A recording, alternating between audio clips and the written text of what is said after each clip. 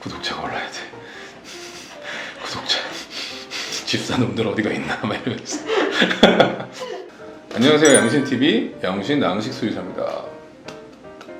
매주 돌아오는 고양이처럼 생각해봐. 오늘의 주제는 많은 집사님들이 자신의 고양이를 캐초딩 아니면 묘르신이라고 또 많이들 묘사를 하시는데요.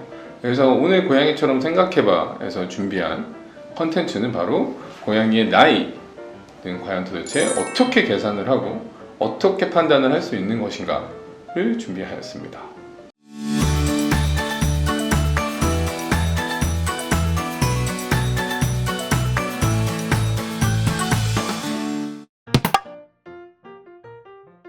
고양이의 나이는 만으로 생각을 해야 될까요? 아니면 한국 나이처럼 계산을 해야 될까요? 저 같은 경우는 한국 나이로 계산을 해서 피해를 보는 사람 중에 한 명이죠. 세계에서 한국 나이처럼 계산하는 나라는 대한민국밖에 없습니다. 그게 무슨 얘기냐면 한국에서만 태어나자마자 1살이라고 하죠. 그 다음에 다음 해가 되면 바로 2살. 고양이 나이를 계산을 할 때는 보통 태어나자마자 1살이라고 하지는 않고요. 보통 태어나면은 이제 1개월령, 2개월령, 3개월령, 4개월령, 12개월령 이렇게 계산을 하시면 돼요. 1살 지나고 나면 보통 14개월령, 15개월령 이렇게 얘기 안 하고 그냥 2살 됐어요, 3살 됐어요, 우리 아이 3살째예요 이렇게 얘기하고 이해하시는 게 좀 더 편하지 않을까 싶네요. 저도 지금 40.3개월 됐습니다 이렇게 말하고 다니진 않거든요. 고양이 나이는 사람 나이로 어떻게 계산해야 하나요? 라고 많이들 물어보세요. 일단은 계산법이 있습니다. 쉽게 설명을 드릴게요. 하나는 고양이가 첫 해, 1살이 될 때까지는 소위 말해서 성장 속도가 엄청 빨라요. 그렇기 때문에 만 1살 때까지, 1년 때까지는 15배 빠릅니다. 그래서 우리 고양이가 만 1살이 됐다, 1년이 됐다.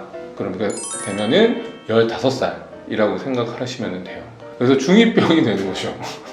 15살이 되면 중2병이 이제 나타나기 시작하는 거죠. 양춘기라고도 하기도 하고, 그때부터 많은 이제 성묘가 되는 시점이라고 하고요. 그리고 1살 때까지 좀 더 세부적으로 우리 아이가 몇 살인지를 알기 위해서는 보통 보는 게, 보통 2달 됐을 때 보통 신체 나이가 3살 정도랑 똑같고요.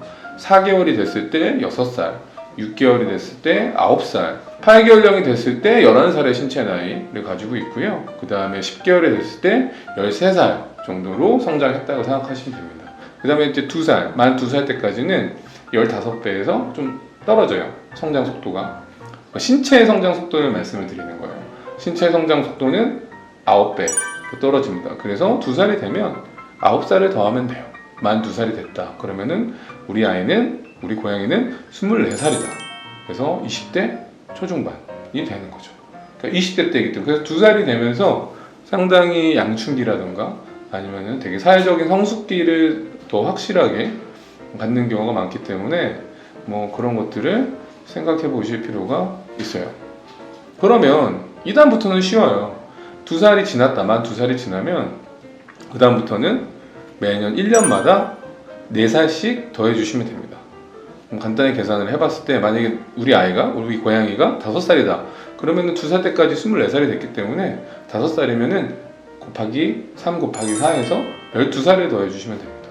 그러면 24살, 12살, 36살, 36세 때가의 나이가 되는 거죠. 그래서 보통 6살이 됐을 때 고양이가 만 6살이 됐을 때 보통 만 40 정도가 됐다라고 보고 그때부터 이제 중년묘, 그 다음에 이제 노령화가 이제 시작이 됐다라고 생각을 하시면 좋을 것 같아요. 그래서 저도 이제 노령화가 시작이 됐죠. 그렇기 때문에 여러 다른 질환들, 성인병 아니면 노령화에 따른 일단은 질환들이 생기는 시점으로 보시면 좋을 것 같아요. 그러면 묘르신은 언제 되냐? 노령묘라고 하는 묘르신 보통 만 10세 이후부터라고 생각하시면 좋을 것 같아요. 그래서 11살이 되는 시점부터는 계산을 했을 때 60살이 넘어가게 됩니다. 그래서 60대가 넘어가는 시점이기 때문에 그때는 묘르신, 노령묘라고 생각을 하시면 좋을 것 같아요. 고양이 나이를 얘기할 때, 나이 계산법 얘기할 때 제가 항상 말씀드리고 싶은 게 있어요. 뭐가 있냐면 고양이한테 나이라는 거는 신체적인 나이가 있고 정서적인 나이가 있어요. 여태까지 말씀드린 거는 신체적인 나이를 말씀드리는 겁니다. 그런데 이제 마음의 나이라는 거, 정서적 나이라는 것은 이 아이의 마음이에요. 그렇기 때문에 이 아이의 마음은 사람의 나이와 비교를 했을 때는 평생 보통 3살 아이의 마음을 가지고 살아간다라고 생각을 하시면 돼요. 그렇기 때문에 상당히 3살 아이가 행동하는, 3살 아이가 가지고 있는 감정, 이런 것들을 고양이들은 평생 가지고 산다라고 생각하시면은 크게 고양이들을 대할 때 도움이 되지 않을까 싶습니다. 고양이 나이에 따른 주된 질병이 뭐가 있을까요? 라고도 많이들 물어보시는데요. 보통 그거를 이제 자묘시기, 1살 미만의 자묘시기 때와 그 다음에 이제 1살 이상의 시기, 그 다음에 이제 6살 이상, 만 6세 이상의 시기로 좀 나눌 수 있을 것 같아요. 그러니까 세 파트로 나눈다면 어렸을 때 경우에는 무엇보다 다 이제 전염성 질환을 가장 좀 조심해야 됩니다. 뭐 백혈구 감소증이라던가 아니면은 허피스 바이러스라든가 칼리시 바이러스 이런 바이러스 질환들을 유의하시는 게 중요해요. 그래서 접종을 병원에 가셔서 꼬박꼬박 맞춰주시고 기생충 예방 같은 것들을 꼭 해주셔야 돼요. 근데 접종 같은 경우나 뭐 기생충 예방은 뭐 나중에도 말씀드리겠지만 어렸을 때 맞고 또 매년 접종을 해주셔야 되고요. 기생충 예방은 뭐 심장상충, 뭐 십이장충, 조충, 뭐 해충, 귀진드기, 벼루곰 이런 것들도 매달 해주셔야 됩니다. 그래야지만 아이들이 평생 좀 안 아픈 보험같이 생각하고 아이들이 이제 안 아플 수 있는 환경이나 뭐 의료적인 혜택을 받는 거라고 생각하시면 좋을 것 같아요. 그러면은 1살 때부터 6살 때까지는 어떤 질환들이 많이 생기냐면은 보통 뭐 스트레스에 기인한 질환들이 좀 많이 와요. 아니면 뭐 갑작스러운 소화기 증상, 뭐 이상한 거 잘못 먹었다던가 아니면은 배뇨 실수를 했다던가 뭐 스트레스성 방광염이라던가 이런 질환들이 좀 많이 오고요. 그 다음에 이제 6살이 넘어가서 7살이 되는 경우에는 중성화가 안 된 애들 경우에는 자궁에 문제가 생긴다던가 아니면은 뭐 종양 문제들이 생긴다던가 뭐 비만류의 경우에는 당뇨 같은 것들이 생긴다던가 그렇습니다. 그래서 고양이 크게 이제 뭐 3대장이라고 하죠. 3대 질환이 있습니다. 그래서 크게 3대 질환은 보통 갑상선 기능 항진증, 그 다음에 심근비대증, 그 다음에 만성 신질환, 이 3가지가 신장질환 같은 경우가 이제 크게 보면은 아이들 7살 중년명 이상이 됐을 때 생길 수 있는 가장 많은 질환이죠. 그렇기 때문에 이런 질환들을 좀 빨리 파악하려면은 6살 전에는 1년에 한 번 정도 건강검진을 받는 게 중요하고요. 그 다음에 6살이 넘어서 7살이 되면은 반년에 한 번, 6개월에 한 번씩은 꼭 건강검진을 받으시는 걸 추천합니다. 강력하게 추천합니다. 그래서 만약에 질환이 확인이 됐다 그런 경우에는 질환의 상태가 심각하지 않으면은 뭐 그 질환에 관련된 것만 3개월에 한 번, 종합검진은 6개월에 한 번 해주시는 게 좋고 11살이 넘어가면은 이제 많은 장기들이 노화가 생겨서 이제 문제들이 생겨 기능이 떨어지는 거죠. 그렇기 때문에 그런 신장이라든가 심장이라든가 다른 장기들, 뭐 췌장이라든가 이런 것들을 꼼꼼하게 좀 체크해 주실 필요가 있어요. 그래서 6살 전까지는 1년에 한 번 정도의 건강검진.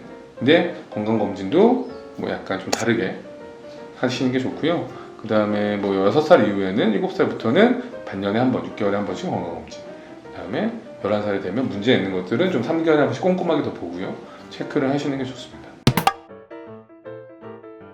고양이 나이를 판단을 할 때 보통 제일 난감해 하시는 경우가 양줍을 했다던가 보통 이미 성묘가 된 아이를 입양했을 때 이 아이의 나이를 추정하는 게 조금 어려우실 거예요. 그래서 제가 설명드리고 싶은 거는 어린 고양이를 입양을 했을 때 이 아이의 나이를 어떻게 판단을 할 것인가 이거를 좀 더 알려드리도록 하겠습니다. 보통 고양이의 나이를 확인하는 방법은 여러 가지가 있는데 그 중에 가장 중요하고 가장 먼저 보는 것이 고양이의 치아예요. 그러니까 이빨을 보게 되면은 고양이의 나이를 좀 유추할 수가 있습니다. 자묘를 입양을 했을 때 2주부터 4주 때는 보통 앞니랑 송곳니가 나타나기 시작해요. 그래서 4주에서 6주가 되면은 보통 어금니, 이건 이제 유치 기준으로 말씀을 드리는 겁니다. 그래서 어금니가 자라기 시작하고요. 그렇기 때문에 보통 입양을 했는데 양줍을 했다, 아이가 어금니까지 유치가 있다 그러면 보통 대략 한 달 반 정도 된 시기라고 생각을 하셔도 좋을 것 같습니다. 근데 송곳니도 없고 어금니도 없고 앞니만 조금 있다. 그러면은 아이가 2주에서 4주령 사이라고 보셔도 좋을 것 같아요. 2개월 때까지는 8주령 때까지는 모든 유치가 다 나온 것을 확인할 수가 있어요. 그러면 유치만 가지고 확인을 하느냐? 그렇지 않습니다. 보통 견치, 어른 이빨로 이제 가른 이갈이 시기가 나타나거든요. 그 시간이 보통 4개월부터입니다. 그러니까 4개월이 지나가게 되면은 앞니부터 이제 유치가 빠지고요. 영구치가 자라나기 시작해요. 영구치는 훨씬 좀 큰 덩어리의 이빨이고 훨씬 단단하게 보입니다. 근데 유치의 경우에는 좀 얇고 작고 그다음에 약간 투명한 느낌이 난다라고 생각하시면 좋을 것 같아요. 5개월이 되면요, 5개월령이라고 판단하는 건 이제 송곳니에 대한 유치, 어린 이빨이 빠지고 견치가 나타나고요. 그래서 앞니가 빠지고 송곳니가 빠지고 어금니가 빠지고 이 모든 유치가 빠지고 그러니까 견치가 생기는 어른 이빨이 생기는 이 시기는 4개월부터 7개월까지라고 보시면 돼요. 그래서 앞니만 이갈이가 됐다. 그럼 얘가 4개월 정도 됐나 보다. 송곳니가 됐다. 5개월 정도 됐나 보다.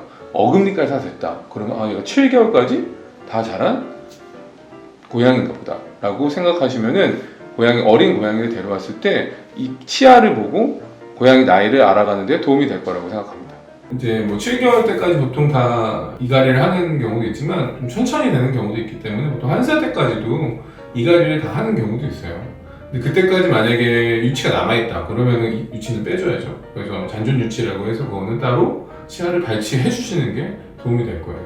그래서 1살 영의 아이들은 모든 이빨이 대부분 깨끗하고 되게 건강해 보이고 그런 치아를 가지고 있고요. 2살이 되거나 이러면 어금니, 치아 관리가 안 된 경우는 어금니에 좀 약간 치석이 껴있다던가 이런 경우를 좀 많이 볼 수 있죠. 뭐 그러다가 이제 뭐 5살, 6살 되면은 6살 사이에 있는 아이들은 보통 마모된 이빨도 가지고 있는 경우도 있고요. 마모라는 게 좀 이가 좀 갈린 경우. 그래서 보통 마모의 경우에는 나이가 들면 들수록 5년에서 10살 사이가 되면은 보통 색소 침착이 되고요. 10살까지가 보통 노령묘라고 했기 노령묘가 이제 시작되는 시점이기 때문에 그때는 이제 뭐 마모된 이빨들도 많이 보이고 뭐 송곳니라든가 다른 어금니들도 마모되는 경우도 있고 색소 침착되는 경우도 있고요. 치아 관리가 안 됐을 경우에는 치석이 생겼을 수도 있죠. 그래서 마지막으로 뭐 11살 노령묘가 됐다, 묘르신이 됐다 그러면 치아가 빠진 것도 있을 수가 있고요. 네, 그리고 뭐 좀 더 안 좋은 치아가 많이 생길 수도 있겠죠.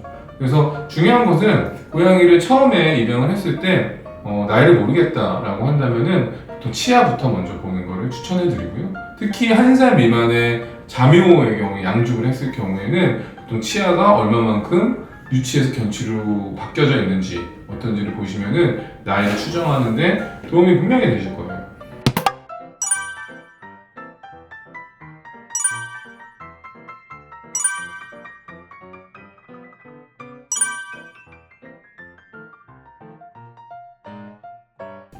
오늘 저희 양신TV에 고양이처럼 생각해봐 고양이 나이 계산법에 대해서 저희 내용이 도움이 되셨다면 구독과 좋아요, 알람, 댓글까지 부탁드리겠습니다.